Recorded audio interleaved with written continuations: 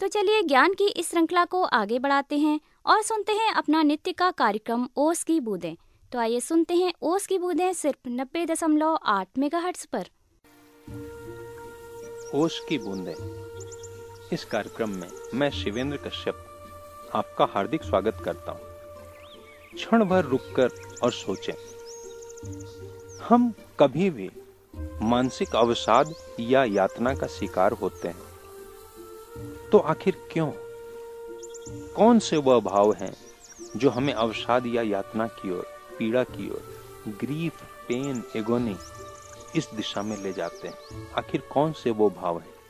और हमें अंदाज होगा कि वह अपने भूतकाल में घटे हुए किसी एक घटना को, किसी एक क्षण को बार बार दोहराने का परिणाम है। कुछ घटित हुआ ऐसा जो हमने चाहा न था, लेकिन उस घटना को मन में बार बार दोहराने के कारण हम धीरे धीरे उसके परिणामों को और उससे प्राप्त नकारात्मक शक्तियों को अपनी धमनियों में, अपने नसों में बसा लेते हैं। हम जीते हैं भूतकाल में और उसके कारण जो कुछ भी हुआ उसकी त्रासदी को बार बार अपने वर्तमान पर आने देते हैं।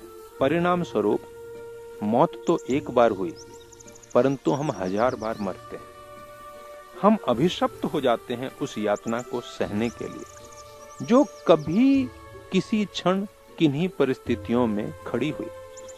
हम उससे मुक्त नहीं हो पाते।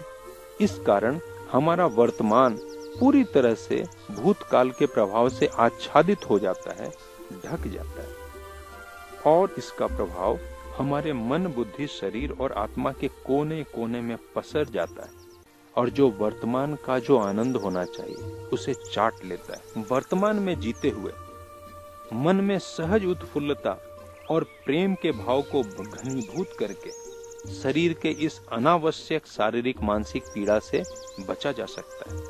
परंतु इसके लिए एक बड़ी विधा सीखनी होगी। हमें सीखना होगा अपने भूतकाल से बाहर आना और वर्तमान में जीना। वर्तमान में जीना इतना आसान नहीं।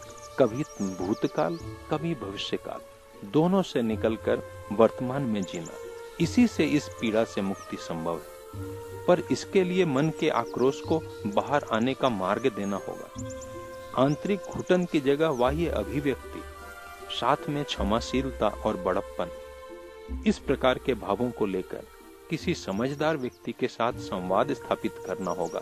तो हम देखेंगे अनावश्यक घुटन, अनावश्यक अवसाद, अनावश्यक यातना से मुक्ति होगी और मन में सकारात्मक भावों को आने के लिए जगह बन जाएगी।